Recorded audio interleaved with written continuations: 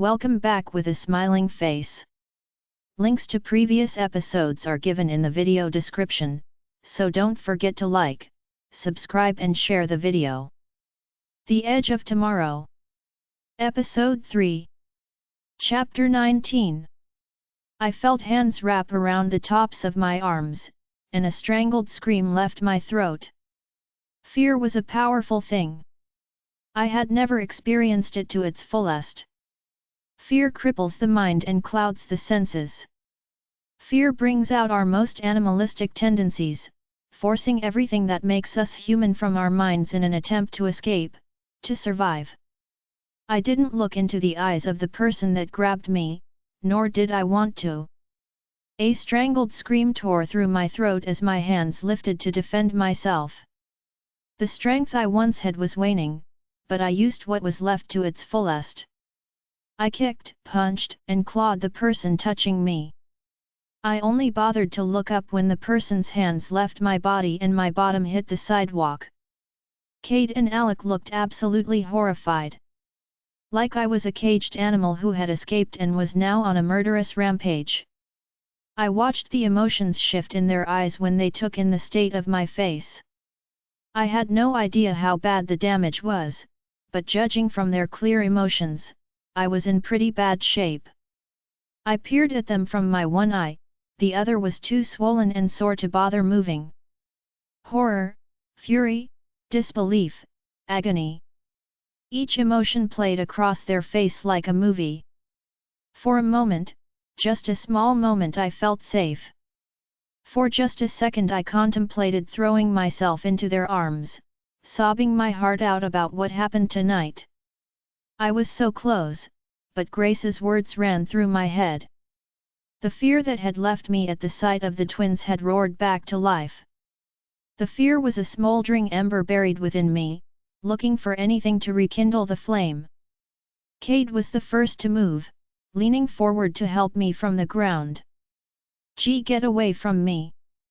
My voice was hoarse, stammering, and sounded nothing like my usual self. I scrambled backwards, stumbling to my feet in what I'm sure looked like a horrendous and slightly drunken effort. Alec opened his mouth, his eyes practically glowing in pain as he struggled to find the words to say. Leave me alone. I hissed, please just leave me alone. I gathered all the remaining strength I had left in my body and propelled myself the only way I could. I darted through the grass in between houses, barreling into the woods. Alec and Cade wouldn't follow me this way, and I was sure I could still find my way home. I didn't look back as I ran, nor did I listen for anyone following me. All I paid attention to was my uneven gait and the searing agony spreading through my booted ankle. That other side of me, the one that sent strength flooding through my muscles, urged me to return to the twins. Go back to them. They can help us. The voice didn't sound like my own, but it was impossible to have someone else in your head. The voice was just my inner thoughts or conscience. There was no other plausible option. No. No one can help us. We got hurt because of them. I argued with myself, proving my insanity was reaching its peak. We're safe with them. Can't you feel it? The voice in my head was growing quieter, more muffled. No. No. I am not doing this. I am not arguing with myself. I screamed in my own head. My thoughts grew silent, incredibly silent. I could no longer feel the irritating itch in my mind, nor the strange voice lingering in my head. The brick wall in my mind was solid, standing tall. The sound of my uneven steps echoed throughout the forest. Branches whipped against my skin, but my long-sleeve shirt shielded me from the pain. My pants were still unbuttoned, but I didn't dare stop to fix them. I slowed my sprinting pace to a jog when I emerged from the woods and found myself on the main road. Relief thundered in my chest and I resumed my fast pace. I stuck to the forest line, using the brush and shrubbery to conceal me. I didn't know who would be driving down this road, and I didn't need to be spotted. I was hyper-aware of everything my body was feeling.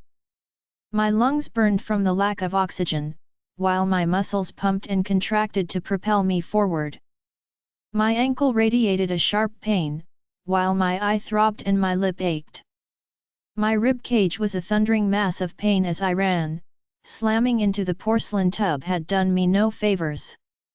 I felt like my entire body was practically falling apart, and yet I had never felt so strong. I took Carson down with more strength than I had ever thought possible. My house was just in sight, and for the first time in my life, I was ecstatic to be back with Melissa and Frank. I didn't care what they thought of my face or the boot on my foot. They could think whatever they wanted, none of it mattered. It wouldn't make Melissa magically care, nor would it fix our demolished relationship. I thundered up the steps to the front porch and barreled through the front door.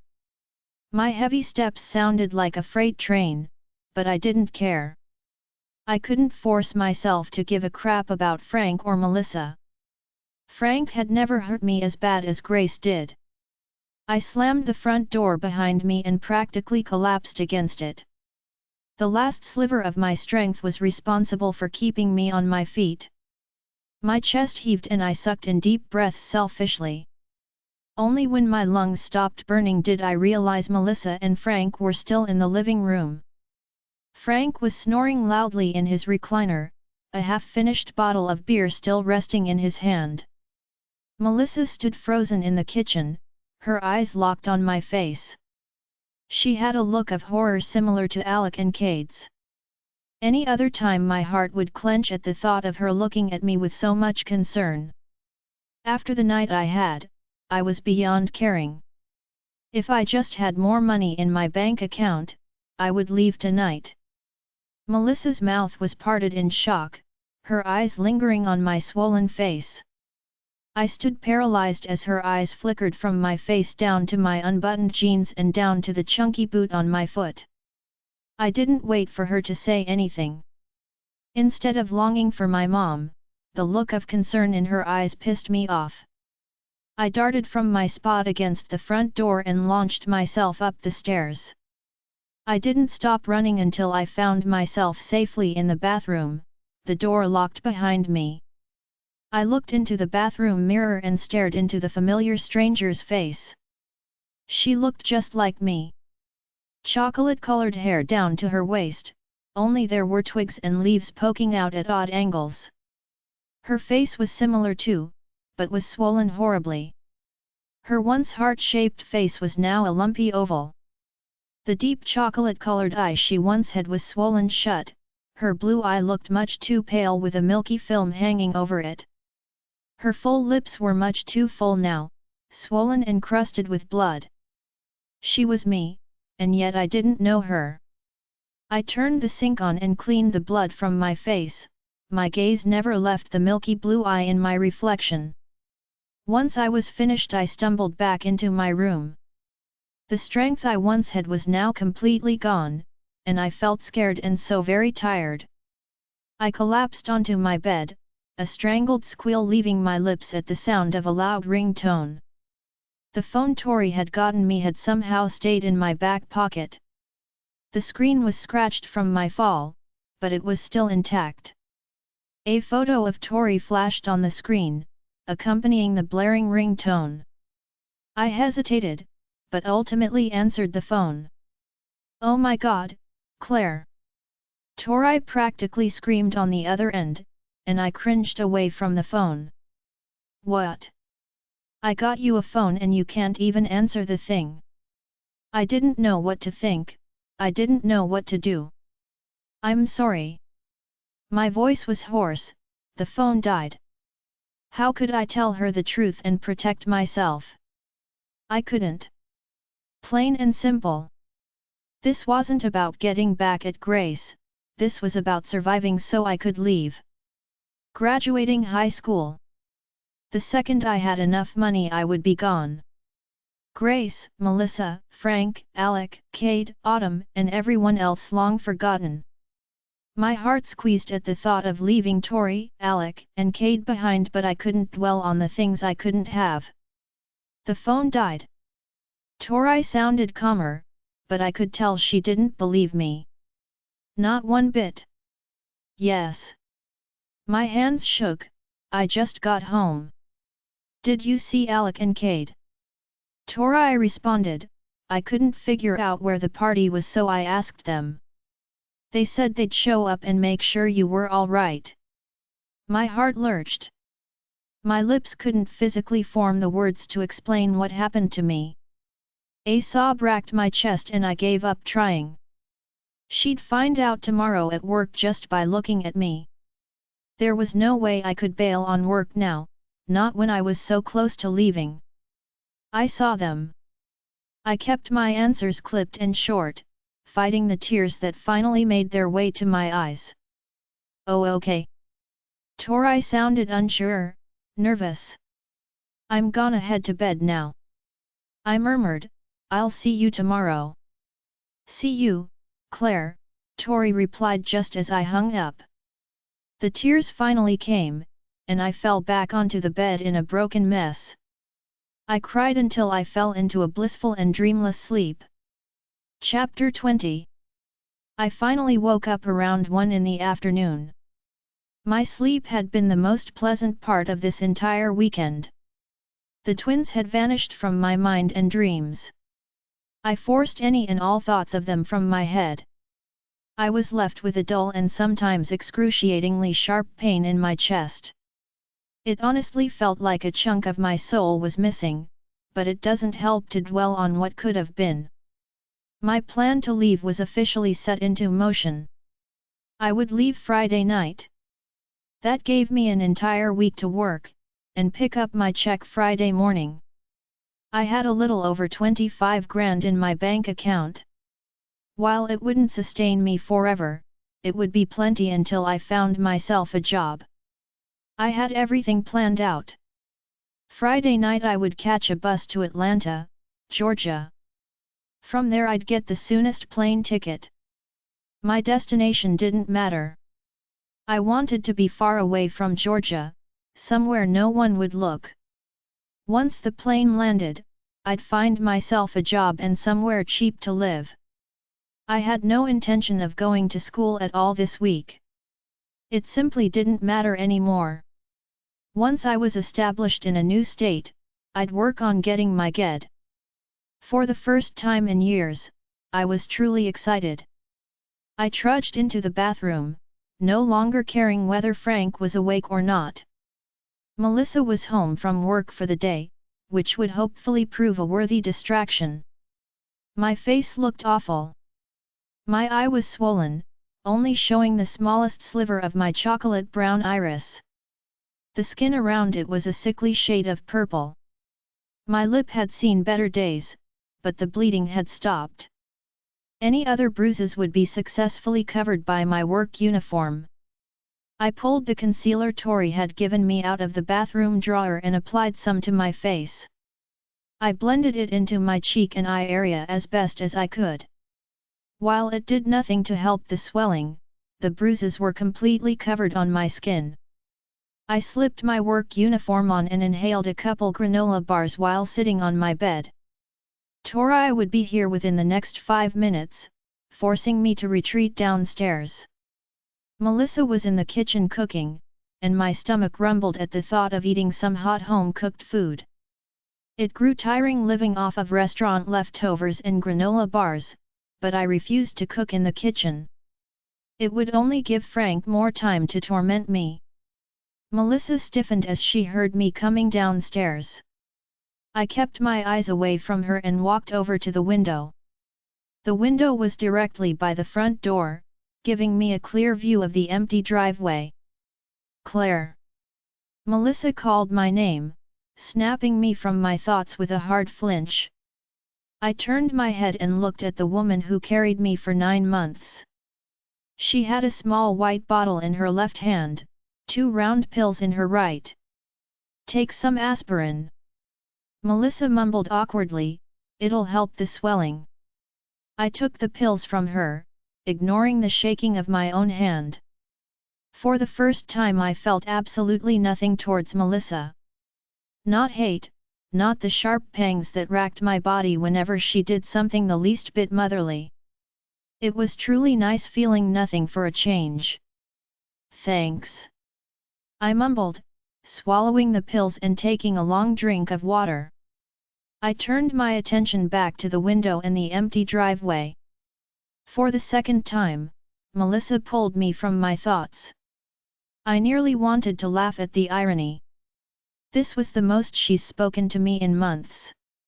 If only I knew it would take getting my face for her to show the tiniest shred of concern. I don't suppose you'll tell me what happened to you. Melissa's voice was low, yet even. Her voice held a tone I had never heard before, her words churning with concern. The emotion nearly made me sick. It was too much to process after what happened.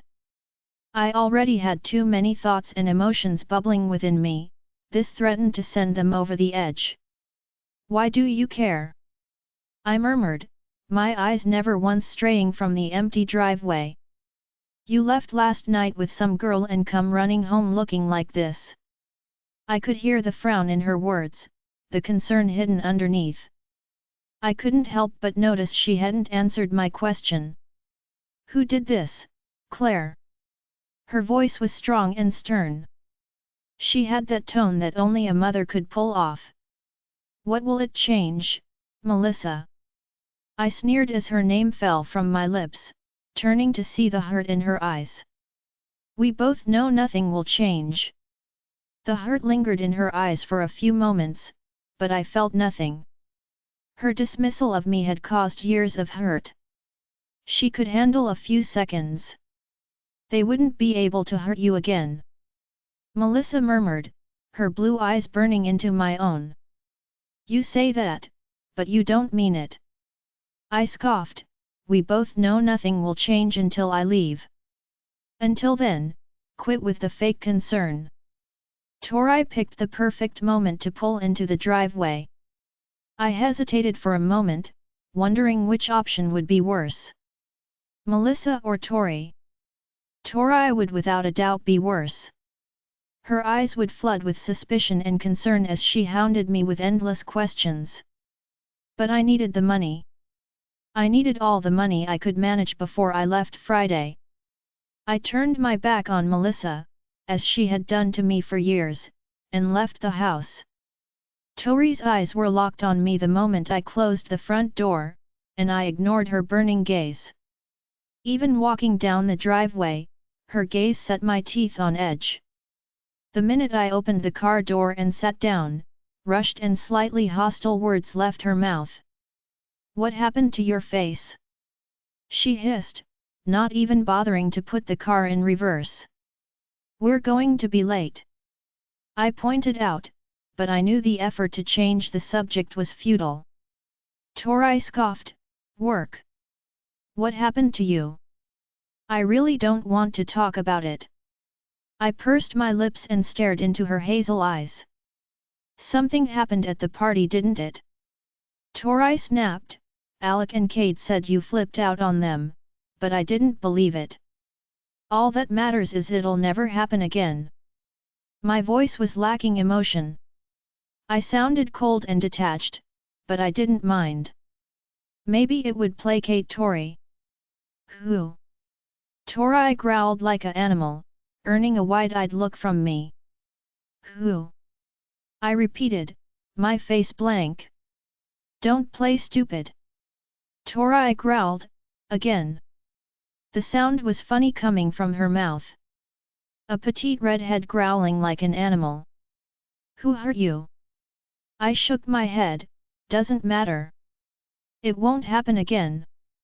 Damn it, Claire. Tori hissed, slamming her fist against the steering wheel. I never knew Tori had anger issues like this, but I didn't find her reaction surprising. I had known she'd react this way. Obviously the defensive route wasn't working. What would another lie hurt? I had been telling so many of them lately. Look.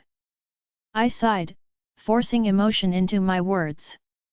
I don't want to talk about it right now. I just need time to process everything, but I'll tell you exactly what happened Saturday.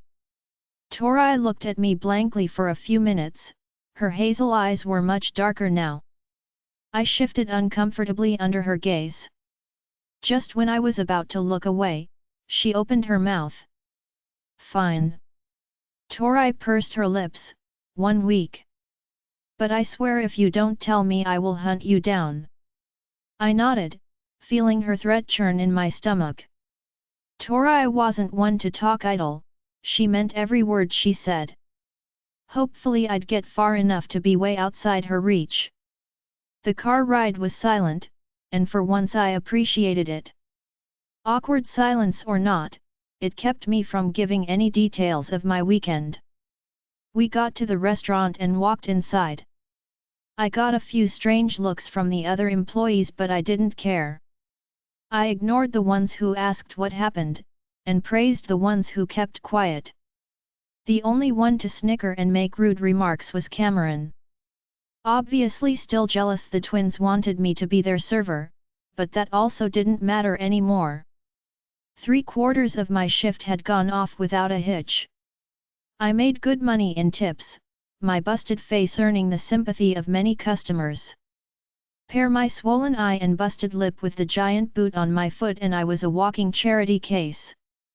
My booted foot was throbbing with pain, as was my swollen eye, but I was managing just fine. Another employee had a few Advil in their bag which I took greedily.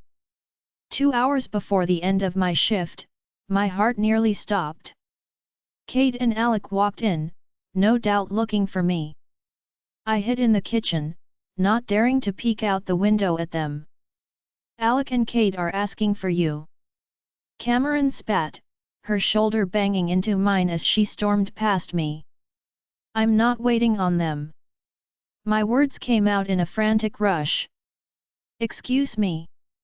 Cameron froze in her place, turning to look at me incredulously. I'm not doing it. I shook my head furiously. Tears were prickling at the backs of my eyes, but I absolutely refused to cry at work. Cameron paused and looked at me, something lingering in her gaze. Come here. Cameron's voice was harsh and impatient. I felt rooted into place. I trusted Cameron as much as I trusted Grace. It would be my luck to follow Cameron and get me kicked yet again. I wasn't falling for it this time. Oh come on, Claire. Cameron hissed, but there was no menace in her words. Her hand wrapped around my forearm as she pulled me towards the employee bathroom. She grabbed her purse from a coat hanger on the way and slammed the bathroom door behind us. The employee bathroom was basically one room with a toilet, sink and urinal inside. It wasn't for any specific gender, but it wasn't accessible by the customers. Pull yourself together. Cameron mumbled to herself, grabbing a wad of paper towels and placing them in my hand. What? My voice was broken, and confused. You're crying, Cameron mumbled, looking somewhat uncomfortable. And your concealer is fading. Cameron pulled a little tan bottle from her purse and dabbed some of the concealer on her finger, blotting it gently against my cheek. Look, I don't know what's going on with you and I'm not gonna ask. Cameron mumbled as she blended the makeup into my skin, but your face is off and you're obviously upset. Don't worry about the twins, alright? I'll get them or make someone else do it. Thanks. I nodded. Just stay in here until you're ready to come out. I'll cover for you. Cameron nodded, giving my face and boot one last glance before she closed the bathroom door behind her. I let out a sharp breath that I hadn't realized I'd been holding. Cameron was blunt, and didn't have a filter, but she lacked the dead cruelty in her eyes that Grace clearly had. Maybe Cameron wasn't so bad. Chapter 21. I somehow managed to get through an entire shift without once running into the twins. I finally emerged from the bathroom after pulling myself together and was pleased to find the twins had already left. My pitiful joy was short-lived when Cameron handed me a note. "They wanted me to give this to you." Cameron frowned. "They didn't hurt you, did they?" "No," I shook my head. That was all the answers I was willing to give. "Good." Cameron nodded, just making sure. "Men who hit women are scum." "Agreed." I nodded. "Here." Cameron grunted, "Take my phone number in case you need anything." After getting over the initial shock of Cameron being nice to me, I looked down at the note in my hands. I waited until Cameron walked away to read the messy scrawl on the paper. "Quit avoiding us, Claire. We need to talk." Alec and Kate. Of course, the simple note had my heart thundering in my chest. Not a chance would I risk talking to them. I took Grace's threat seriously, and come this Friday I would be out of town for good. No more confusing twins, no more threatening and psychotic girls. While my life had not been pleasant, I've never been assaulted at that magnitude before. Sure, Frank couldn't keep his hands to himself, but with a well-placed kick to the balls he'd leave me alone. I never had someone viciously attack me the way Grace did, and it definitely left a lasting impression. Every time I caught a glance at my swollen face, I remembered her words. Her demand was simple: stay away from the twins. As much as my heart pleaded for me to go to them, I wasn't that stupid. After the damage Grace did on my face, I couldn't imagine what else she'd do. I fully believed she'd have no problem ending my life. She probably wouldn't even get caught for my murder. I'd just rot in the ground, and soon enough the twins would forget about me. That's what I repeated in my head, the one thought that kept me from seeking the twins out. I was just the new girl, something fun and shiny to play with. They wanted me because they already had every other girl in town. I was a challenge, plain and simple. Their infatuation would wear off, and I'd finally be free. Tori drove me home that afternoon. The car ride was awkwardly silent, but I didn't mind. As always, the silence couldn't last forever. "The twins were asking for you today," Tori mumbled, noticing my discomfort. I shook my head. "I don't want to talk to them anymore." "I can tell." Tori grimaced. "Did something happen with them?" "No," I shook my head, "I'm just not interested in them anymore." "Doesn't seem that way," Tori pointed out, and I debated on ignoring her comment. "Doesn't matter." I shrugged. "I'm just something shiny and new to them. The sooner they leave me alone, the better." The minute I walked through the door, Melissa approached me. "Are we really doing this again?" I huffed. I was not in the mood for another attempt at a heart-to-heart. "I think we need to." Melissa frowned, her eyes lingering distastefully on my face. "Oh, you think we need to?" I scoffed. "You had 3 years to try and do this. You're too late." "Claire, don't be like this," Melissa snapped, letting out a tired sigh. "I know, okay." "Really?" I pursed my lips. "That's good you came to that conclusion all on your own, congrats." I retreated up the stairs and into my bedroom before she could say another word. It pissed me off to no end that she magically decided to give a shit about me. 3 whole years she had practically ignored me, and now she wanted to play the concerned mother card. I was determined to get back into my normal routine. It'll be easier to leave in the middle of the night if she continued to pretend I didn't exist. I hopped in the shower, letting the warm water run down my swollen face. The water stung my busted lip and made my bruised eye throb, but it released a lot of the tension I had been feeling. Sleep had quickly become my best friend, protecting me from my intrusive thoughts. It was easier to forget the world around you existed when you simply went to sleep. A peaceful break from the turmoil and drama that life brought. I woke sometime in the middle of the day, the sunlight streaming through my curtains cast hues of gold around the room. There was something peaceful about staying home from school. Everyone was either working or in class, making me feel blissfully alone. Deciding to do something new today, I pulled myself from bed and got dressed. I had yet to simply explore, and taking a walk through the woods seemed like a good idea. Our town in California didn't really have a forest. The town was close to the desert, making it dry and overflowing with dirt. There wasn't much green in our old town. Everything was so open, in California. All of the trees made Georgia feel much more crowded. While it felt crowded, it also made me feel as though I could hide easier. This thought was comforting, as I really didn't want to be seen anymore. Not by the twins, and not by Grace. I simply wanted to remain invisible to everyone, possibly even Tori. Having no friends would make it easier to leave, to know no one was angry at me for my decision. I walked from my bedroom and out the back door, not once stopping to look for Frank. It was almost funny how having your life threatened seemed to take away other fears. I was no longer afraid of Frank, just afraid of getting stuck in this town. I was afraid of having my plans foiled. Frank couldn't hurt me more than Grace had, as I could easily defend myself against him. I walked down the steps and directly into the woods that surrounded most of the houses in the neighborhood. I was far from that little town in the middle of the woods, making me feel calm and secure. The last thing I wanted was to stumble into the little town Tori and the twins lived in. My fingers grazed the back pocket of my jeans, itching to touch the note the twins had left me at the restaurant. I stuck it in my back pocket.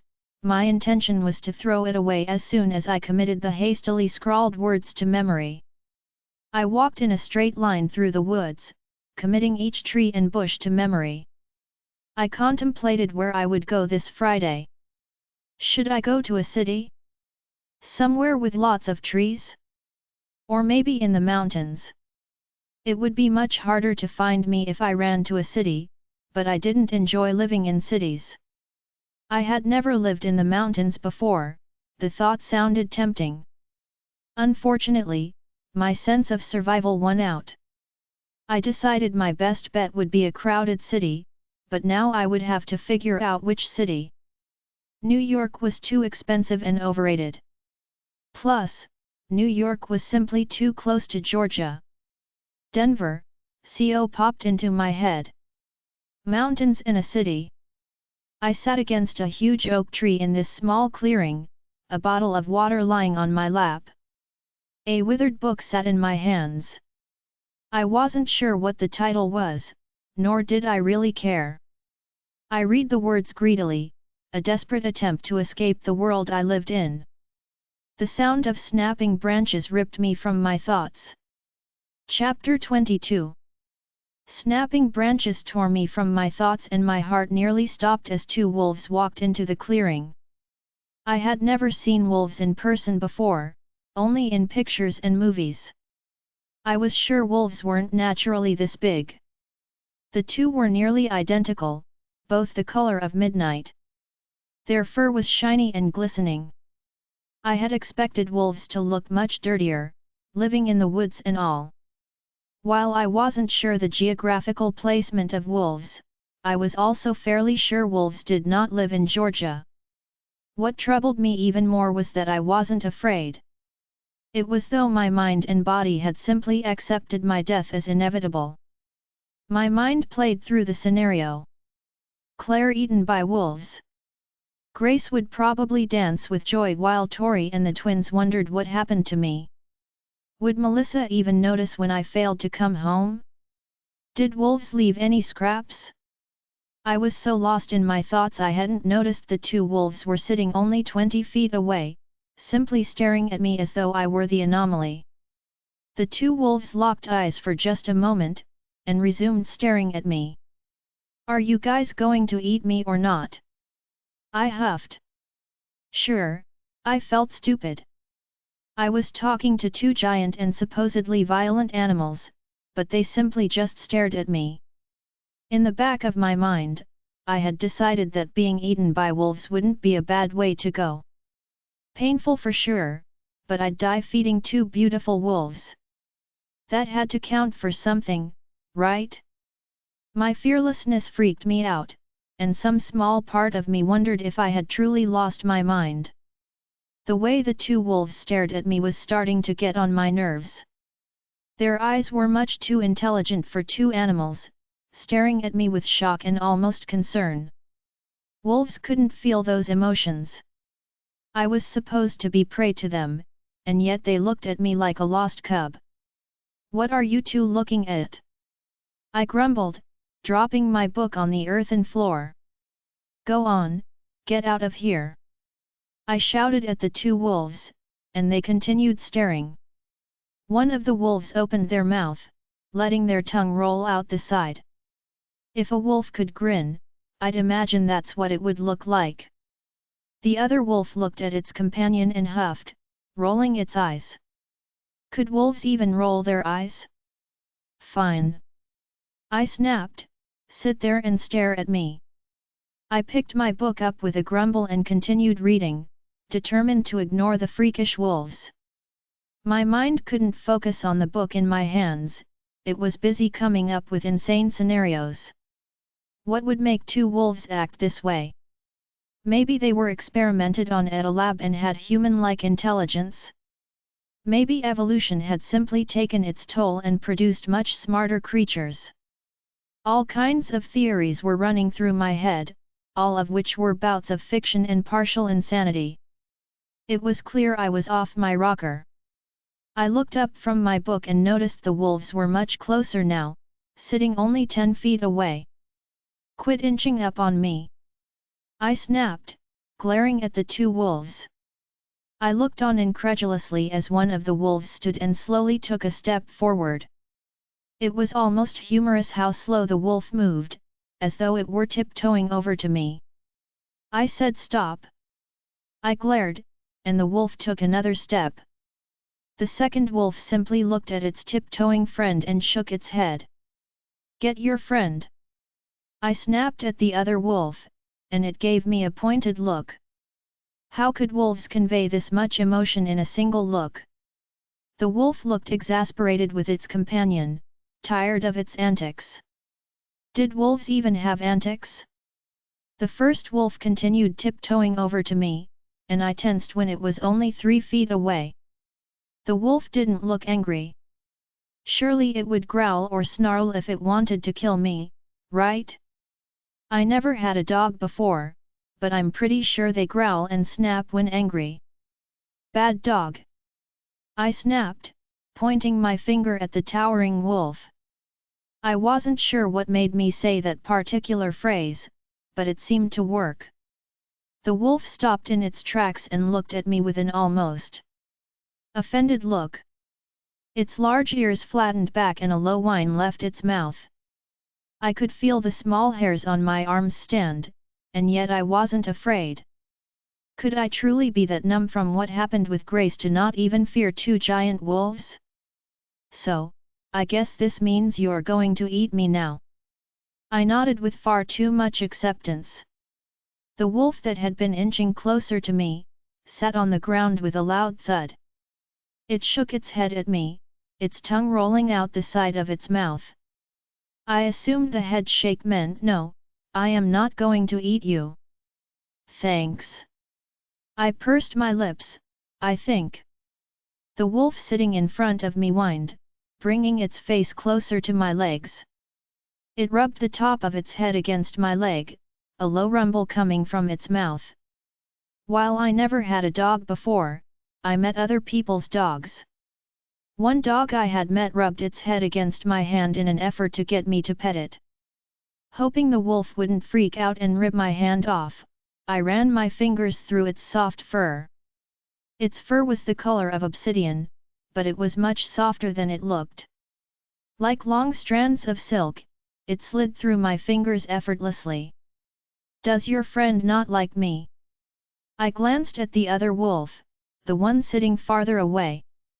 The wolf I had been petting raised its head and glanced at its friend. A mix between a whine and a growl left its lips, as though they were talking to each other. The conversation must have been interesting, as the other wolf began to approach me. Its eyes were guarded and its steps were slow and calculated. If I didn't know any better, I'd think the wolf was trying not to scare me. My comfort with the strange situation was laughable and made absolutely no sense. I was sitting in the middle of the woods petting two giant wolves like Snow White or something. Claire the animal whisperer popped into my head. Hello. I spoke to the other wolf as it flopped down next to its friend. The wolf that had just flopped down rubbed its head against my leg, so I began petting it. The other wolf seemed jealous, shooting a low growl at its companion. And here I was, in the middle of the woods, each hand on a very large wolf's head. The two wolves were letting out a low rumbling sound, almost like purring as I petted them. For just a moment, I lost myself in the silent whoosh sound my hand made against their fur. The storm blazing in my mind was forgotten for those small moments. I felt safe and at home, but I knew that wouldn't last. As fun as this is, I need to get home. I frowned, looking at the two wolves. They seemed reluctant, giving each other wary glances as they stood. I picked myself up from the ground and retrieved my forgotten book and water bottle. I wasn't quite sure what to say. See you next time? Ask for their phone numbers? See ya. I nodded awkwardly at the giant wolves, walking back to the house. I walked back into the house, and grabbed one of my boxes of leftovers. As I plopped down on my bed to eat, I thought about the two wolves I had met. It wouldn't be so bad to be a wolf. Living in the forest, hunting for your own food. No worrying about who would hurt you or how to escape your fractured family or small town. You could simply live on your own, fending for yourself. I fell asleep quickly that night, dreaming about the midnight wolves with their intelligent eyes. I knew it was well into the morning when I woke up, shooting from my bed at the sound of a frantic knock on my door. In my years of living with Melissa, not once had she ever knocked or asked for me. I pulled myself from bed and unlocked my door, cracking it open to look into her faded blue eyes. "Claire, I need you downstairs." Melissa pursed her lips, she looked almost petrified. "For what?" I huffed. The idea of slamming the door in her face popped into mind, but her next words made my blood run cold. "Your father is here." Melissa rushed the words from her mouth, her voice sounding as frightened as I felt. Chapter 23. Your father is here. Melissa rushed the words from her mouth and my heart nearly stopped. What she was saying made no sense in my mind. My father? I didn't have a father. I had Frank and a donor. A father was a foreign concept only lucky kids were able to fully experience. I was not one of those lucky kids. Father. I found myself repeating the word, confusion soaking each letter. Your father. Melissa spat, anger forming in her crystal eyes. The social worker managed to track him down. The social worker. I nodded, not fully processing the conversation. I still couldn't get past the word father. It simply wasn't possible, wasn't fathomable. Get down here. Melissa snapped, he wants to speak with you. Was that jealousy in her tone? Why would Melissa be jealous? I trudged downstairs, completely ignoring the fact that I was still in my pajamas. My busted and swollen face hadn't even registered in my mind. I had spent so many years as a child imagining my father sweeping into my life and stealing me away. We would live in a big house together and I'd finally be happy. I imagined him in so many different ways. Strong and handsome, working as a secret agent or international spy. His job was the reason he had left my mom, had left me and never returned. My childlike mind had come up with all sorts of excuses for his behavior. It took me such a long time to realize people simply didn't care. They didn't care about their spouses, family, or children. In the end, you needed to look out for yourself. Relying on anyone else was a broken heart waiting to happen. I had spent too many days crying for my father, begging the invisible man in the sky to bring him home. My eyes locked instantly on the foreign man standing in the living room. My father, my sperm donor. His eyes were just like my own. One so blue it looked almost white, one chocolate brown. His dark hair was the same color as my own, cropped close to his head. I could easily see the similarities between us. I used to love the fact that I looked like my father, and now I hated it. I resisted the urge to cringe as his piercing gaze met my own. Did I look at people like that? With the same wide and startling gaze? The contrast of the deep brown and light blue was violent, making his eyes become the center of attention. My father donor was built extremely tall and wide. He looked muscular for his age, and might even be called handsome. He wore a finely tailored suit, slate gray with blue accents. Full eyebrows and a wide nose, full L.P.S. and long eyelashes. I could see myself within him, and my own self-hate began to bubble and boil towards the surface. Claire. My name left his L.P.S., surprise widening his eyes as he took in my mangled face. Some childlike part of me wanted to run into his arms, cry in joy that my father had finally come home. Well, it was too late.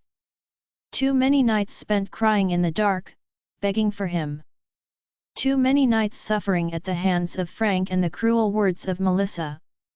He was too late for me, for my love, my admiration, my loyalty. Who are you? I paused. For a moment I hadn't even recognized my own voice. It sounded distant and foreign. Hidden pain and torment filled my words. I'm your father. The stranger cleared his throat, running a hand over the dark stubble on his chin. The name's Garrett. Garrett. I nodded. Garrett I could deal with, a man claiming to be my father was out of the question. Garrett paused, some conflicting emotions forming on his face. None of which I cared to recognize. Claire, what happened to your face? Garrett was very good at controlling his emotions. Nothing leaked out through his words, his eyes were another story entirely. They were lit with unspoken rage, enough to nearly cause a shiver down my spine. I told you, I tried to ask her. Melissa frowned, her voice sounded pleading and almost whiny. She won't tell me. My eyes darted to Melissa, hardening at the sight of her. She was practically cooing for his attention, even with Frank feet away in the recliner. Claire, tell me. Garrett insisted. The anger that rushed through me was enough to snap me from my stupor. Not a chance would I give this stranger whatever he wanted, no matter who he claimed to be. He was ruining my plans, plans I was determined to follow through on no matter what. I don't have to tell you anything. I snarled, not a single one of you. Claire. Garrett opened his mouth to speak, but I silenced him with a wave of my hand. You do not get to speak to me, Garrett. I snarled his name, glee running through me as his eyes widened. Pure, unfiltered rage ran through me. Rage spanning well over 10 years. Every single time I cried for him ran through my head, every single time I bragged about him to other kids. Each moment was on debut in my mind, each filling me with more and more anger. The world around me vibrated, and it took me a moment to realize I was quite literally shaking with rage. Fear rolled through me and I attempted to control the torrent of anger. My vision tinged red, and I tasted something burnt in my mouth. Garrett hesitated, some sort of unmet expectation forming in his eyes. He seemed much too gleeful, much too accepting of the anger I felt. It only pissed me off further. The brick wall exploded in my mind, demolished. The bricks crumbled into nothing, the cement disintegrated. Rebuilding the wall was hopeless, futile. Something stirred in the back of my mind, waking at the onslaught of rage I felt. Finally the voice in my head shouted, sounding much too gleeful. I stepped towards Garrett, the anger was becoming too much. It started as a fire, comforting and warm. It quickly grew out of control, consuming me and dousing me with gasoline. I wanted to end the source of my anger, Garrett. His eyes widened as I hobbled forward. 2 sets of knocks pounded on the thin screen door. A familiar voice pulled me from my rage, somehow dousing the flames as if they had never existed. Claire! Cade's deep voice called out. Alex stood next to him. Both sets of their dark and alluring eyes were locked on me. The flames were gone, vanishing. They no longer licked against my skin, egging me on. The brick wall in my head was still in shambles, unable to be repaired. The voice in my mind that had once been quiet was now much louder, unable to be held back. Garrett's expectant look in his eyes faded, but kept their interest as they looked me over. I hadn't realized it yet, but I was looking at the twins with both eyes. I somehow managed to open my swollen eye. It no longer throbbed with pain, nor did my busted L.P. My face felt fine, painless even. Something had happened indeed, whether I chose to accept it or not. Chapter 24. I was torn between my miraculously appearing donor and the twins stationed at the front door. Each looked at me expectantly, waiting for me to make the first move. This is too much. I snapped under my breath, feeling much too exhausted for just waking up. There was no way I planned on letting the twins inside, or entertaining my donor for any longer. I'd simply retreat back into my bedroom and pretend this entire day never happened. Garrett and the twins would hopefully be long gone. Let them in. The voice in my head rang out clear as day. The voice was so close, I looked around the room wondering if someone else had came into the house. I know you can hear me. The voice called out again, sounding exasperated. I'm going crazy.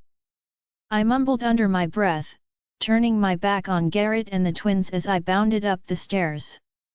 It was all too easy to listen in on their conversation. The house was old and the walls thin. All I had to do was peek my head from my bedroom to hear whispers of what they were saying. You left, can't take her now. Melissa's voice sounded angry, that same whining tone present in her words. My firstborn just like me.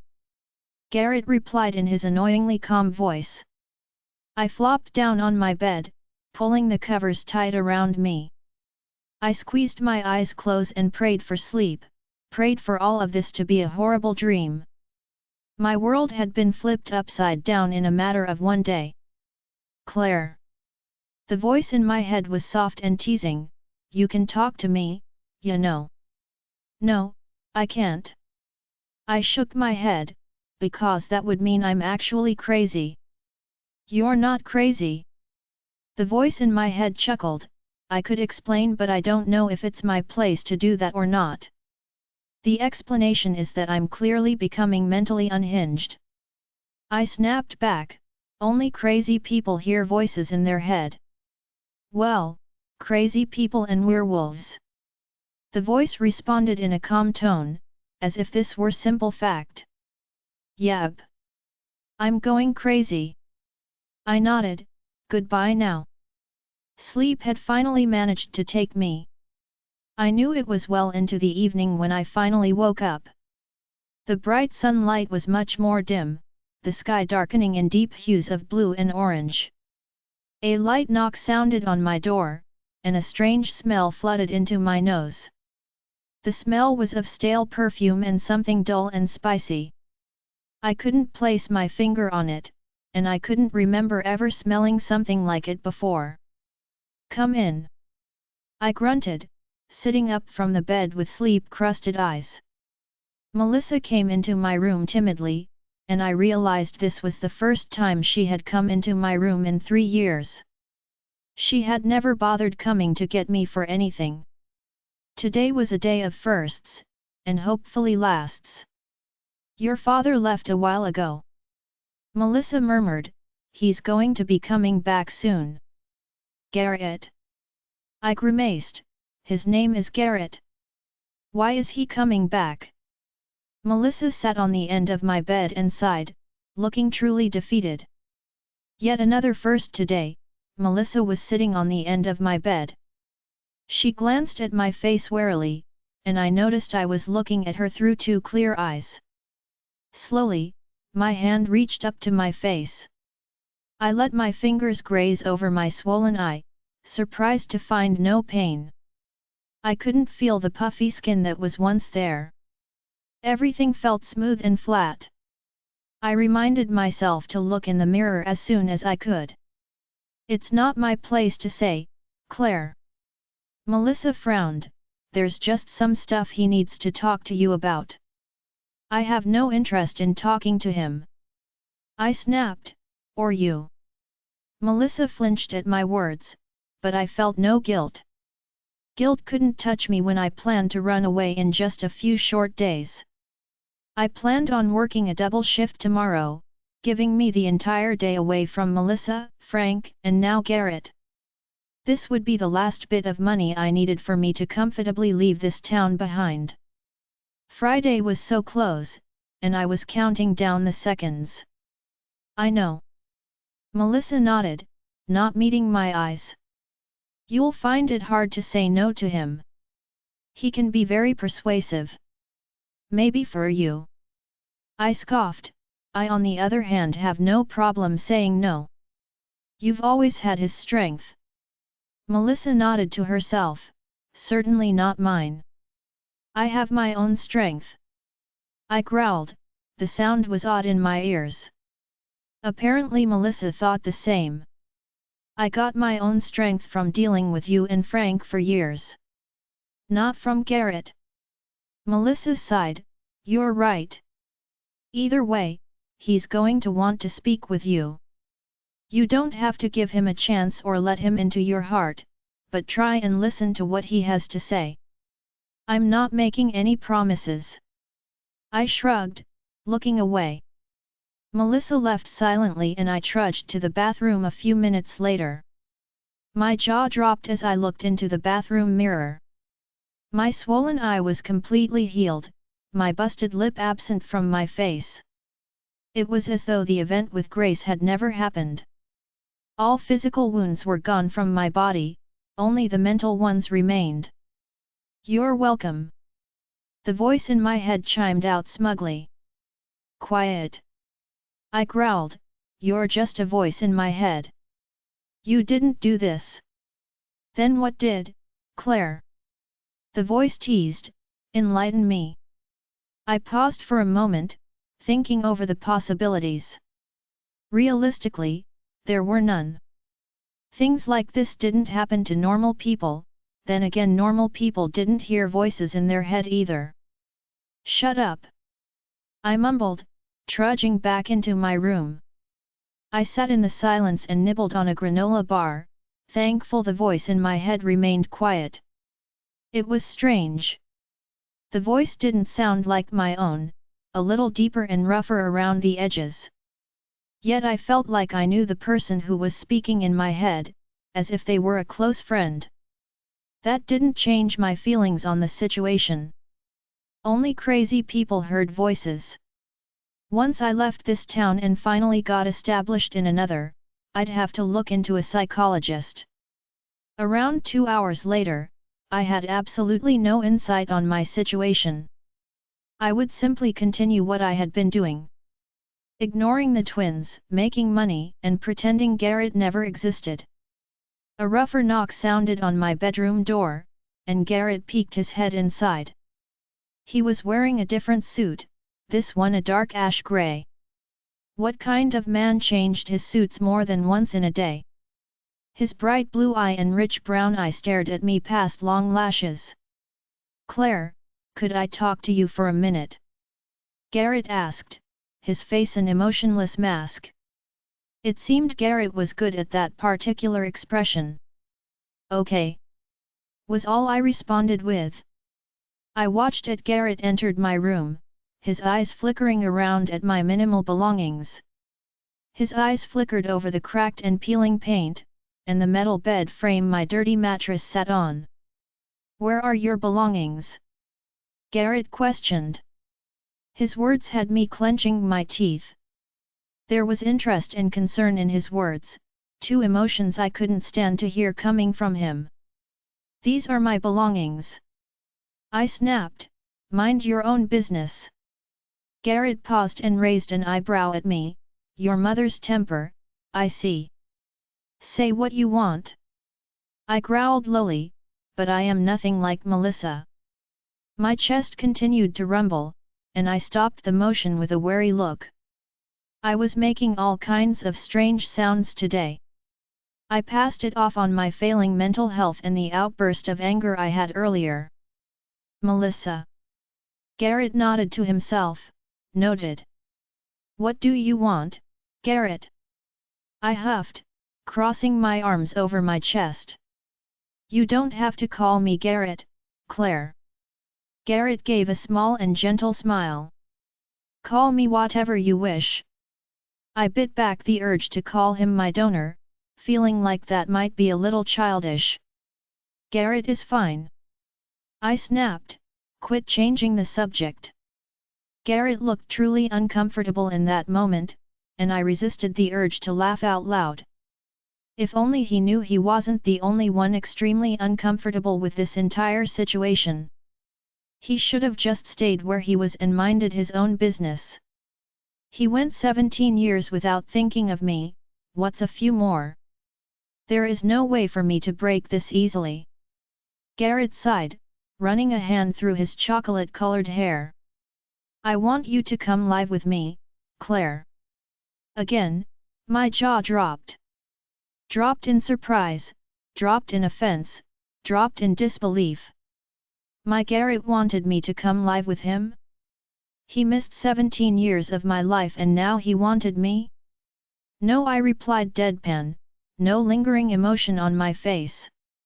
Garrett opened his mouth to continue. "No," I cut him off. "Claire, let me speak." Garrett frowned, a stern look coming over his face. I paused, giving him this one moment. "My wife and I have just bought a house in town. You wouldn't have to leave your friends, your school. All I ask is for you to come live with us. There is much you do not understand about our family, and I would like to explain it all." Garrett sounded sincere, but that same strange aura of power surrounded him. It made him seem bigger, more scary. I could feel it swirling around me, but for some reason it couldn't touch me. Garrett wasn't big nor scary, simply a man who gave himself too much importance. Let me make this crystal clear. A snarl ripped through me, remnants of today's intense anger flooded through my veins. "I am not your family," I snapped. "I want nothing to do with you. All I want is for you to turn around and leave my life the way you came. I would never live with you." Garrett seemed absolutely unfazed by the anger that racked through me. The voice in the back of my head was urging me to calm down. "Now's not the time." The voice murmured, "We need Alec and Cade for your first time." "Claire, I was not asking." Garrett's voice turned stern, making me wonder if he had any other children. "You are coming to live with me." "Why?" I grimaced, my anger seeping from my pores. Why now? Because you are almost 18. Garrett turned, remorse burning in his eyes. And I have spent far too long absent from your life. I couldn't find the words, couldn't force my lips to form them.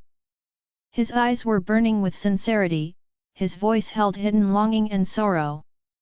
I didn't forgive him, not one bit. And yet I couldn't figure out what to say, nothing felt right. I wanted nothing to do with this man, and yet he regretted abandoning me. Did his regret warrant my forgiveness? Absolutely not.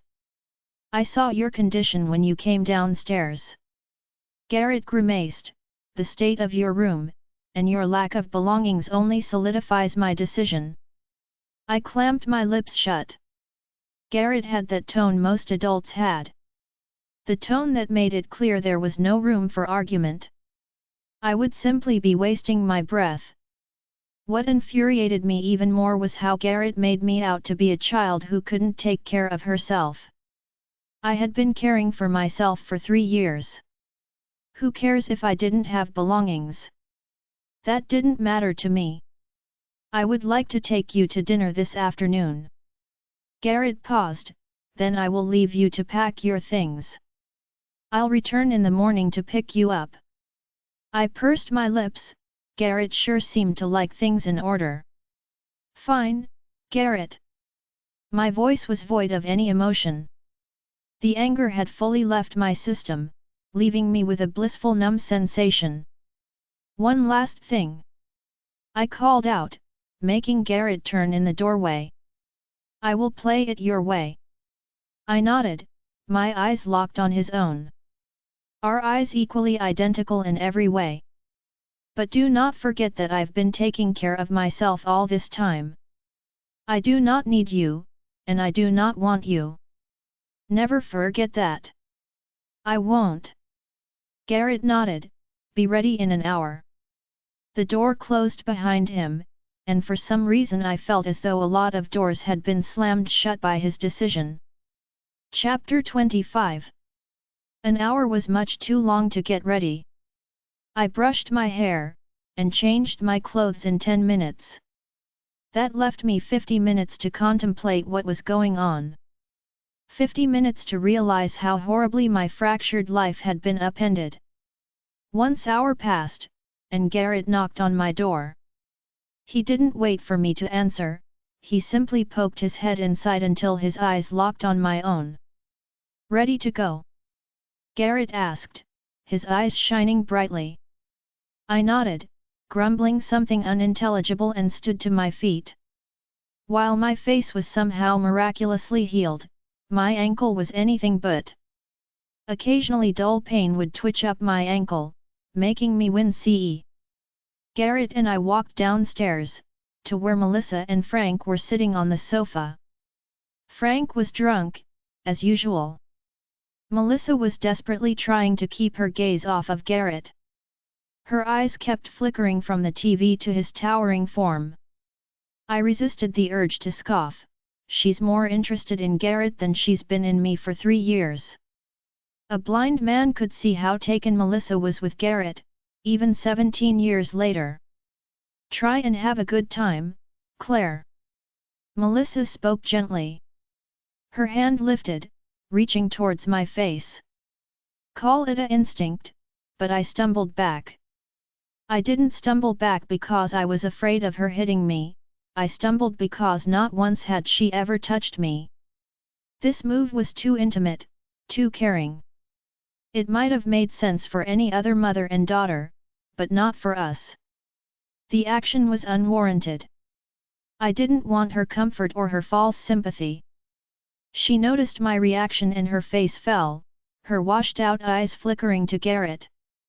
Watch closely. The voice murmured in my head, her concern isn't for your benefit. It's for his. For once, the voice was actually helpful. It was right. Melissa wasn't taking on the role of a caring mother because she somehow realized the error of her ways, she was doing it for Garrett's benefit. She truly can't stand for others to see her as the deadbeat parent. Her mask was thin on her weathered face, and I could see through it clearly. "I'll be outside," I mumbled, tripping on the chunky boot but somehow managing to make it to the front door unharmed. I stood outside taking deep breaths of the crisp afternoon air. The breeze was picking up, chilling my skin in a way that brought me some semblance of comfort. Looking out into the woods was the most peaceful I had felt in days. Everything was so silent. The only sound was from birds and the quiet whoosh of the wind against the trees.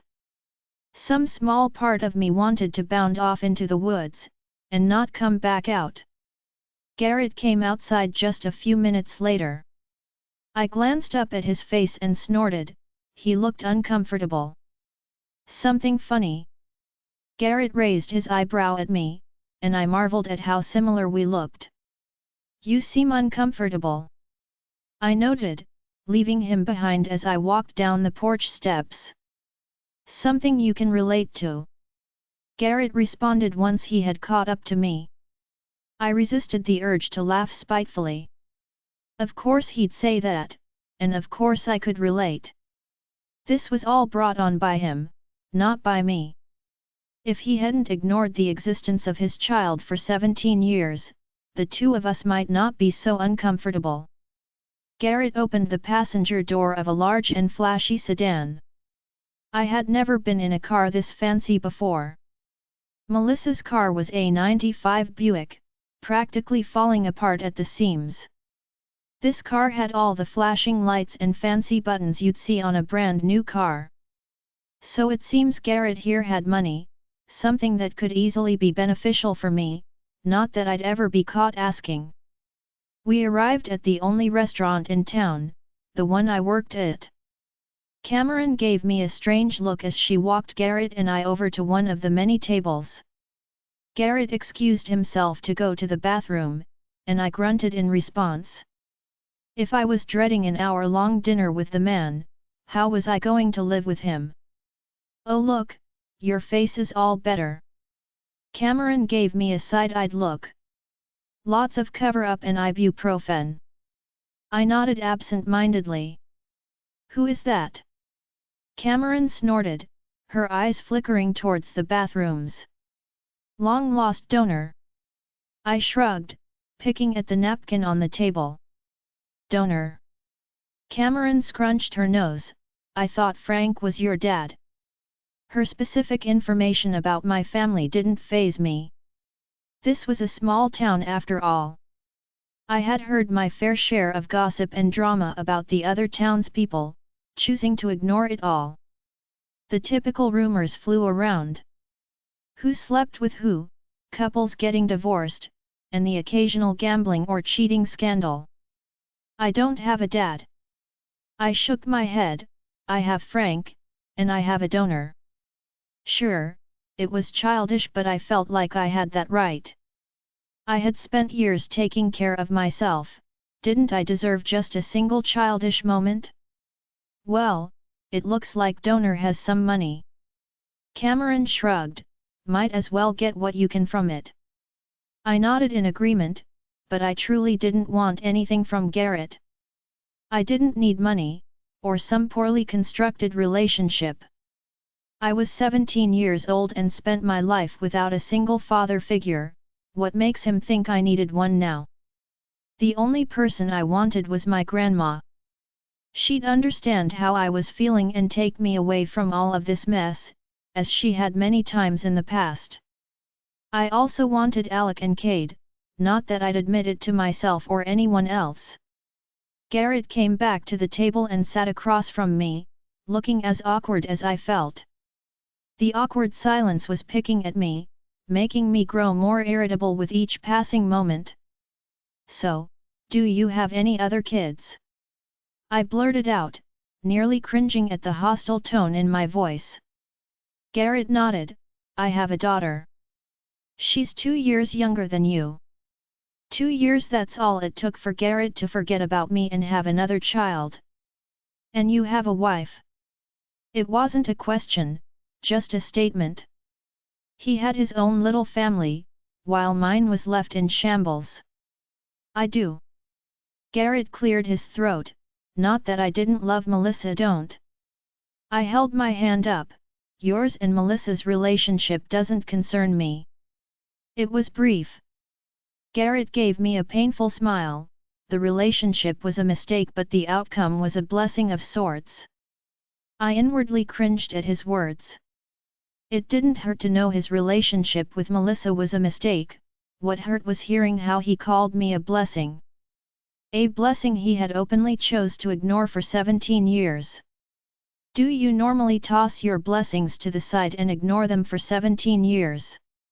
I asked, placating them by throwing money their way. Garrett pursed his P.S. Ignoring you, that wasn't my intention. We were interrupted by Tori walking up to the table, a notepad in her hand. She paused for a moment when she saw us, her eyes running over my face slowly. It was obvious she noticed my healed face, and something told me she suspected the cause. Hey, Claire. Tori smiled at me, her eyes wandering over to Garrett questioningly. Do you two know what you want to drink? Coke. I murmured, giving her a small smile.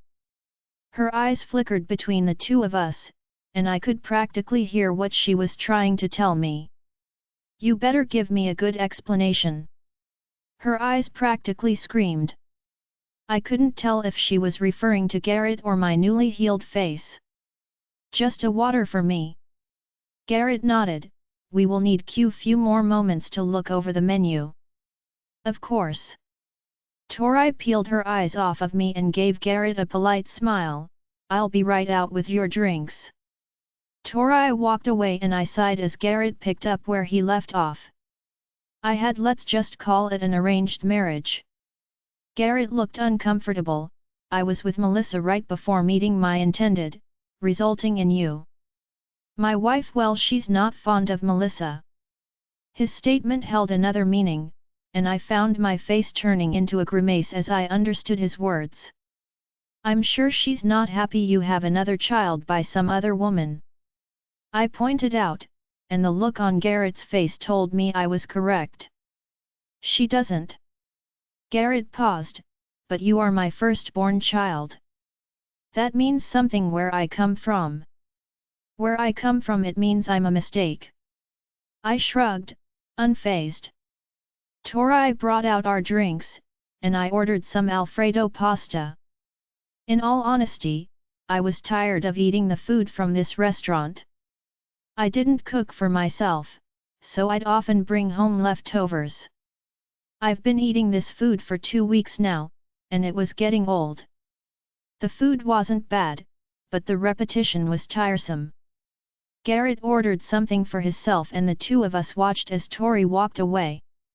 That is a friend of yours? Garrett asked, his gaze showing interest. My first friend since moving here. I nodded.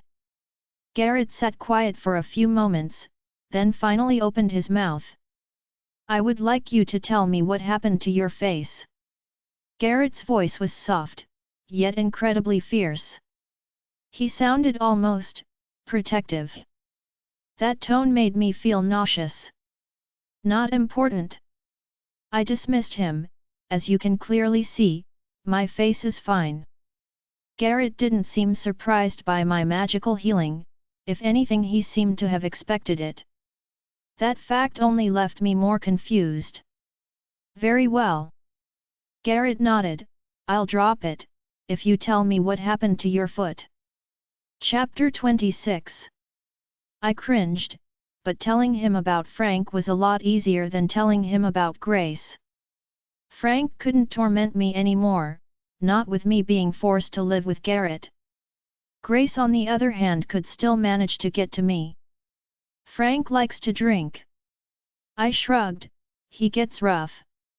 I ran and locked myself in my room. He was trying to break down my door, so I climbed out the window and jumped. You jumped from your window? Garrett's voice was calm. No, I replied, deadpan. I jumped from the roof. That fact makes no difference. Garrett growled under his breath. Look. I sighed, don't go playing the caring father card. Seriously, for my sanity don't do it. This entire conversation was giving me a headache. My heart was being pulled in so many different directions, I wondered if it could withstand all of the torment. Only a few more days, I told myself. Then I'd be in the wind, not a single person to worry about. Two devastatingly handsome faces walked through the doors to the restaurant, making my heart skip a beat. I choked on my drink, nearly spewing soda across the table. Alec and Kate strolled through the front doors, stopping in front of Cameron to be seated. It was as though they could feel my eyes on them. The two of them looked up at the same time, meeting my eyes instantaneously. They didn't even have to search around the room. They were like one person with their movements. Their eyes flickered from me to Garrett, and finally back to me. It took all of the willpower I had in my body to peel my eyes away from theirs, only to meet another familiar pair. Grace was walking through the front doors, Autumn on one side and the dark-haired girl on the other. She too met my eyes instantaneously. A cruel, shit-eating grin spread on her face as she waited behind Alec and Kate. Her eyes were glistening with knowledge, with superiority. It seems she hadn't noticed my healed face, but that didn't surprise me. She probably only noticed my fear, and how I practically reeked of it. Cameron sat Alec and Kate at a table, but Alec shook his head. I couldn't hear what they were saying, but I quickly figured it out when Cameron sat them at the booth across from us. I had a clear view of Alec and Kate, and boy was it hard to keep my eyes off of them. The two of them continued looking at me, having their own hushed conversation in between glances. Cameron gave me an apologetic smile as she walked away, and I nodded once in her direction. Grace, Autumn, and the other girl were seated at their own booth, not much farther from Garrett and I. The restaurant was feeling much too small. My own personal would be complete if Melissa and Frank walked through the doors. With how this afternoon was going, I wouldn't be surprised by anything. Tori came out with our food, setting it down in front of us gingerly. I looked at the white Alfredo sauce and tried not to breathe too deeply. My stomach was in knots, making me feel nauseous and somewhat sick. You all right? Tori murmured down to me, her eyes flickering from Alec's table to Grace's. Yeah. I breathed out, I'm good. Tori didn't look convinced. She could see through my bullshit from a mile away, yet she didn't question me. I was beginning to appreciate her subtly more and more. Friends of yours? Garrett asked, his head tilting over to where Alec and Kate sat. I shoved some food in my mouth, taking my time to chew and swallow before answering. No, I shook my head. Not friends. Boyfriends. Garrett raised his eyebrow, looking much more uncomfortable. The word boyfriend got Alec and Kate's attention, but it also got Grace's as well. It felt like every person in the restaurant was looking my way, waiting for my answer. I had never felt so much silent pressure in one room before. I looked at Alec and Kate from the corner of my eye. Both were staring at me, the same expectant look on their face. They looked like they were ready to leap from the table and come to my side, all I had to do was say the word. Grace on the other hand looked livid, while Autumn looked kind of sick. No, my voice was quiet, not boyfriends. My voice lacked conviction, and was unconvincing. I just go to school with them. I struggled to keep my voice even, keeping my eyes far away from Grace. I see. Garrett nodded, unconvinced but satisfied by my answer. I hurried with my dinner, scarfing down what I could as though I hadn't eaten in months. I sighed with relief once Tori brought the check. Garrett refused my offer of money and paid himself, leaving Tori a hefty tip. Garrett headed towards the front of the building, while Tori pulled me aside. Cameron said that's your dad. Tori's jaw was slowly dropping, her eyes locked on Garrett. Yes. I huffed, not surprised that Cameron told her. His name's Garrett. I expect a detailed phone call tonight. Tori grimaced, pulling me in for a hug. I can't imagine how you're feeling right now. I nearly wanted to burst into tears right then and there. I never had someone say those words to me before. All physical affection I've received in my life had come from my grandma. I never had someone besides her simply pull me into a hug or console me. The simple action made me want to bawl and confess the horrible week I've been having. For my own sake, I remained strong. Now wasn't the place to break down. I could break down all I wanted once I was alone in my bedroom. I'll call you tonight. I replied hoarsely, blinking the tears away from my eyes. Tori gave me one last squeeze and let me go, rushing to the back to grab the rest of her table's food. Just as I turned to walk away, a hand shot out and grabbed my wrist. The sensation that crawled over my skin was completely unexpected. It felt like tiny pleasurable pinpricks, or little moving sparks running down my skin. Cade looked up at me in shock, his hand still lingering on my wrist. Alec noticed the look of alarm on his brother's face and reached towards me slowly. His hand connected with my forearm, trailing lightly down to my hand. The same unmistakable feeling ran through me. It felt like when I was a kid and decided to put a piece of cutlery in a wall outlet, only less painful and more pleasurable. Something was burning holes into my skin and I turned to meet Grace's furious eyes. The spell was broken, my attention was no longer on the comforting sensations grazing my skin. Talk to us, doll. Alec frowned, his eyes widening with concern as I struggled to pull myself from their grasps. My eyes were glued on Grace, and the sheer murder that seemed to be rolling off her in waves. Fear pulsed through me, remembering the night she had me drugged. Her rage-filled eyes locked me in place, making it hard to hear what Alec and Cade were saying. I need to go.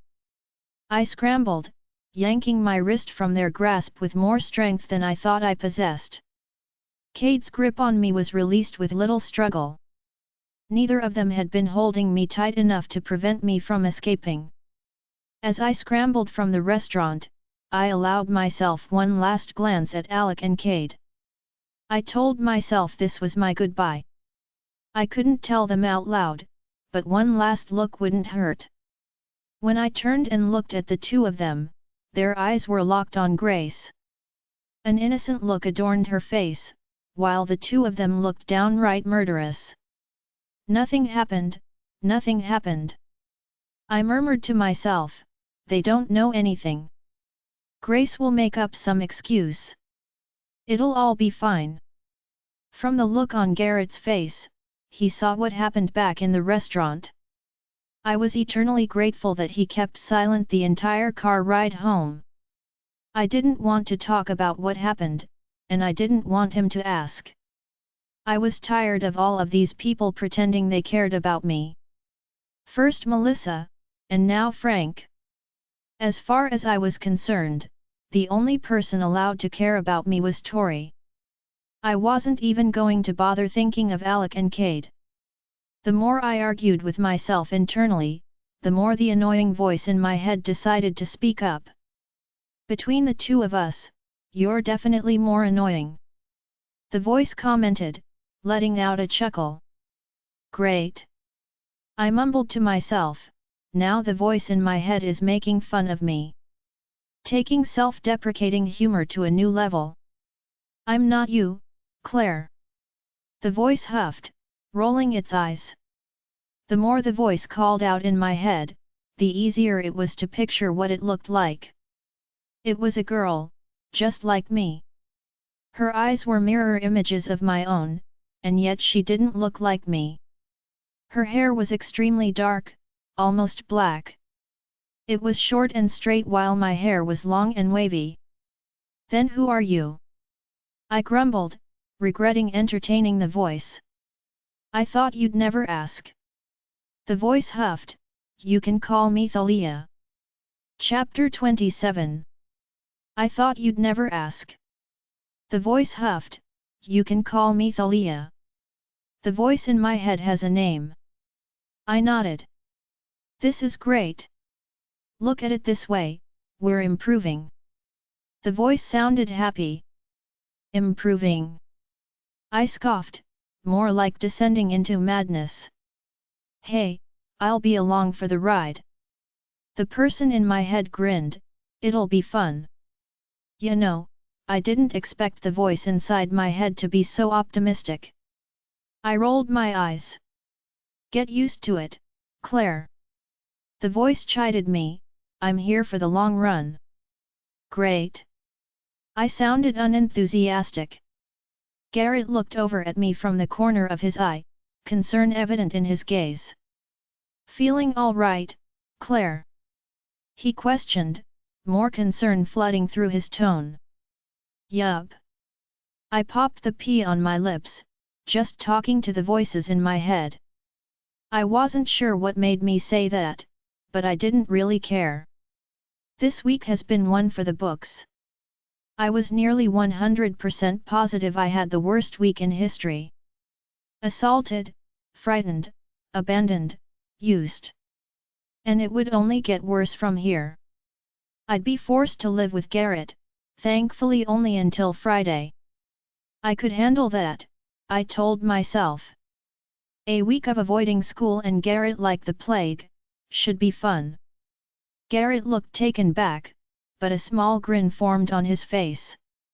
"And what are the voices saying?" Garrett asked, making me raise my eyebrow. "You're not concerned I'm hearing voices?" I scoffed.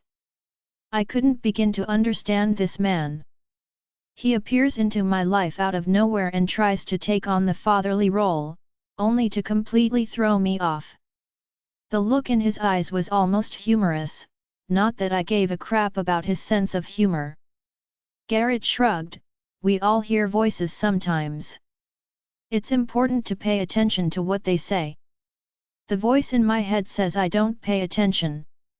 I rolled my eyes, she thinks she knows everything and refuses to be quiet. And now I sound absolutely insane. I don't think you sound insane. Garrett shrugged, his tone relaxed. Like I'd trust your judgment. I grumbled under my breath. The first thing I needed to do once I was settled somewhere else, was find myself a therapist. And possibly some strong medication. Garrett dropped me off at home, reminding me to be ready come morning time. Packing my belongings was easy, it only took an hour of my time. All of my toiletries fit into a little bag I had, and my clothes fit nicely in my small suitcase. The rest was just little bits and ends, all fitting nicely in my book bag.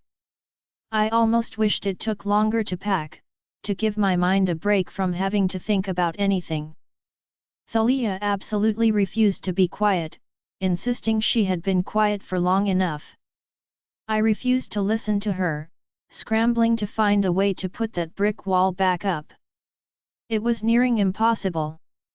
The brick wall was in shambles, and nothing I did even began to repair it. By the time I gave up, it was late into the night and I had a horrific migraine. "Now, if you listened to me your head wouldn't hurt." Thalia shrugged. "It's your fault my head hurts." I grimaced. "Oh no, you're not pinning this on me." Thalia shook her head. "If you'd just listened to me, you wouldn't have a headache in the first place." "Why would I listen to you?" I snapped, "You're a voice in my head. How sound is your advice?" "I'm confident in my abilities." Thalia shrugged, "First thing you need to do is stop avoiding Alec and Cade." "Not going to happen." I shook my head, "In a week they won't matter anymore." "See, that's where you're wrong." Thalia shrugged. Grace isn't gonna hurt you again, not if you stick with them. Grace hurt me because I was with them. I frowned. I'm not risking it again. I was almost raped. Next time I won't be so lucky. Next time, Grace won't be so lucky. Thalia growled like a wild animal. You didn't have me the first time around, not fully anyway. Problem solved, there won't be a next time. I snapped.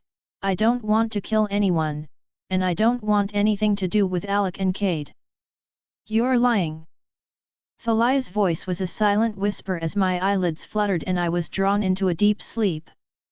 As usual these days, the morning came much too soon.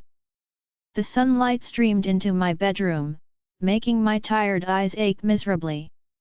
A soft knock sounded on my door, and I waited for Melissa to come in. As strange as it sounded, I could smell her. She smelled of faded perfume and body wash. Both were strong in my nose, but not overwhelming. Your Garrett's going to be here in a few minutes. Melissa called out, not bothering to step inside my room.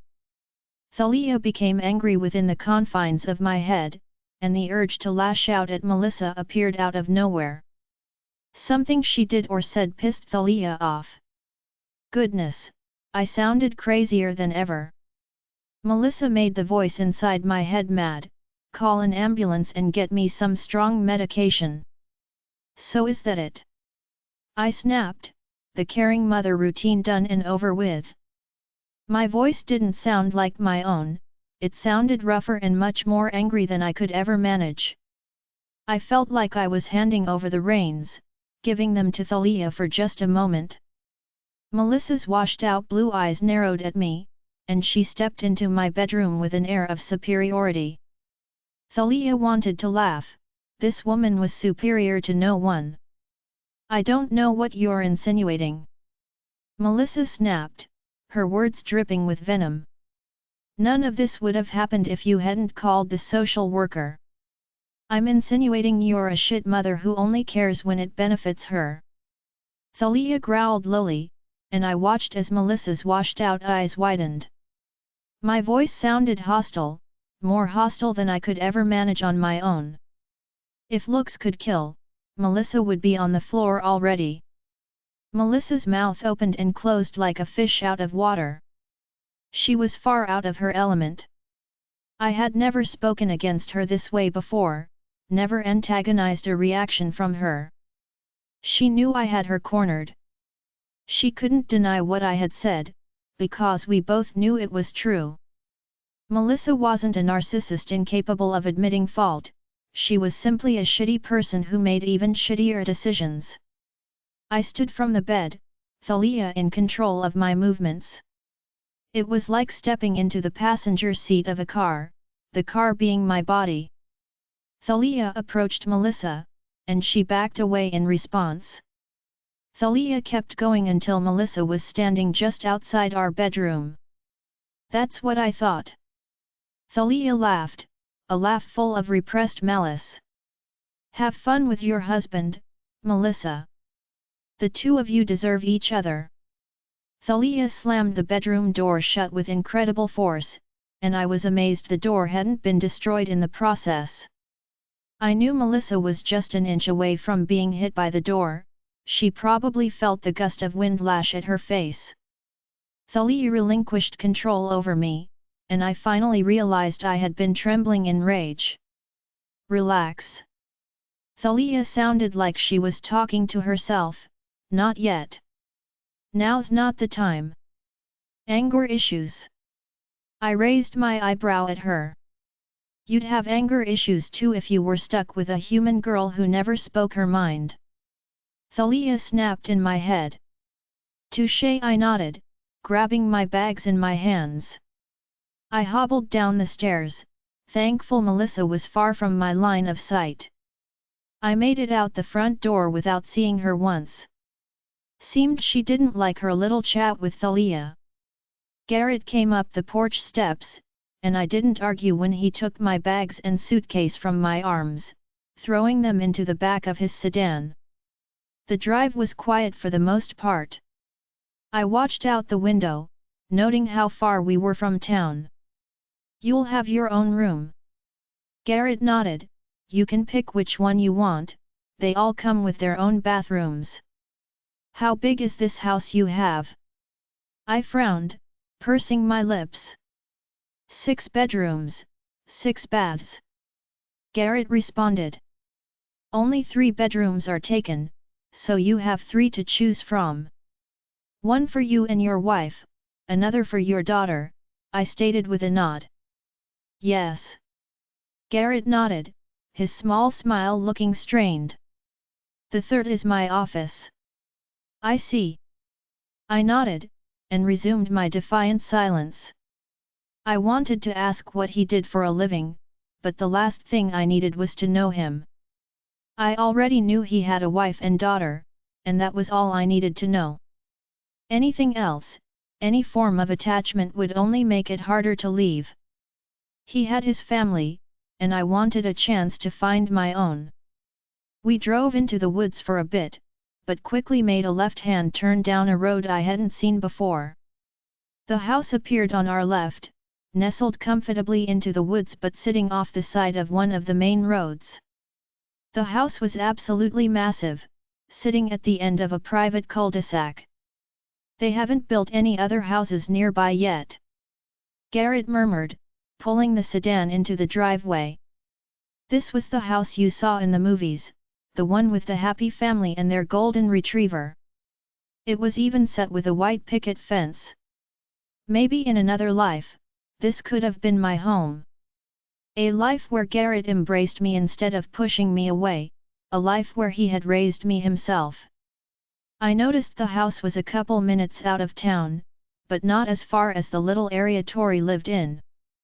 We walked inside the massive house, and I noticed how our footsteps echoed in the foyer. Garrett set my suitcase against the wall and piled my bags on top. "Are you hungry?" Garrett turned to ask.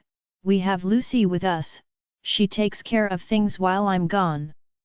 She's also an amazing cook." "You have your own personal chef?" I scoffed. An older woman with fading blonde hair stepped around the corner. She was a little plump, her body forming a gentle hourglass shape.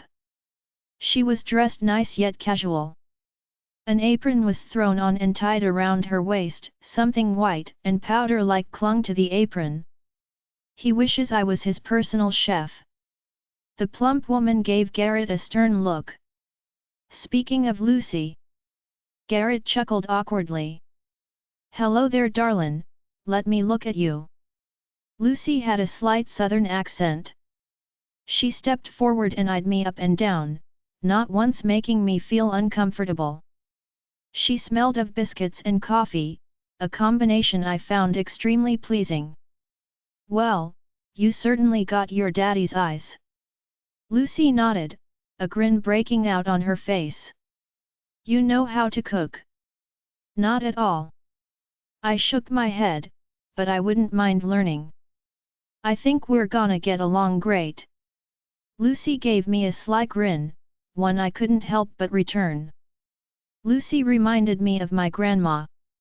Grandma was much thinner before she died, but she had the same faded blonde hair and spunk. Delicate footfalls came down the stairs, and I nearly whipped around at the echoing sound. Everything seemed much louder in this house. I blamed it on the lack of furniture. An older woman came down the stairs, her teenage copy following closely behind. I assumed this was Garrett's wife and daughter, my half-sister. My half-sister was taller than I, even though she's 2 years younger. Long legs and high cheekbones, just like her mother. Their hair was the color of honey, blindingly beautiful. It was a color I hadn't seen on a person before, just cheap imitations. They both had deep chocolate-colored eyes. I couldn't help but notice Garrett's daughter didn't have the same eye condition as her father, and Garrett and I were the only ones to have 2 different colored eyes. The similarity made me feel uncomfortable.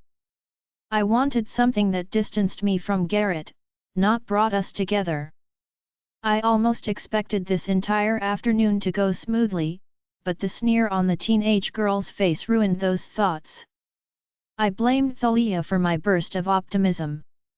The teenage girl's mother had the same disdainful sneer on her smooth face, looking at me with something similar to disgust. "Claire, this is my wife and daughter, your half-sister." Garrett smiled, looking truly at ease as he gazed at his wife. "My wife, Veronica, and my daughter Caddy. So you actually brought her here?" Caddy scoffed, looking me up and down. "Caddy?" Garrett's tone was one of warning, the smile on his face dropping at his daughter's attitude.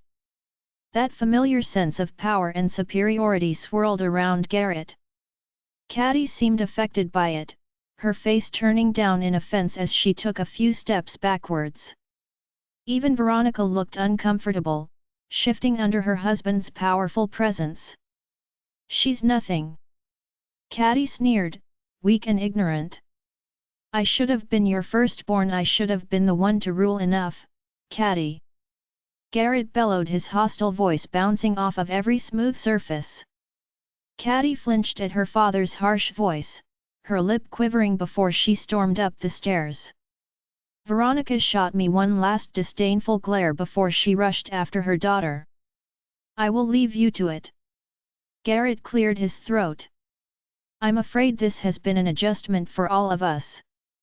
I didn't respond, my mind was still working through what Caddy had said. Of course, it didn't make any sense to me, but I was beginning to expect that by now. "Don't worry about her, darlin'." Lucy shook her head, "She's too used to getting what she wants. Girl needs to learn some manners before she goes spewing that nonsense." I couldn't help the hysterical giggle that left my lips. Everything was now dawning on me. This was where I'd be living. If I thought living with Frank and Melissa was bad, I had a feeling this would be worse. At least Melissa and Frank simply ignored me at all costs. Veronica and Caddy were much more confrontational. "Don't go tellin' your daddy I said that." Lucy chuckled, patting me on the shoulder. "Let's go get you something to eat. I actually have to be at work in a few hours." I frowned, realizing I hadn't told Garrett beforehand. I wasn't sure if he'd want to know, or if he simply expected me to come and go as I pleased. "I'll let your daddy know." Lucy nodded, "Just leave him a note and I'll make sure he gets it." "Thanks, Lucy." I nodded, thinking she was the one bright spot out of this entire situation. Lucy led me into the kitchen, fixing me up a plate of delectable-looking food while I sat at the counter writing Garrett a short note. "Garrett, I have work today at the restaurant we went to. I'm working a double so I won't be home until 10 tonight. Claire." Join our Facebook and WhatsApp group for more updates, link is given in description. Rest audiobook will be continued in next episode.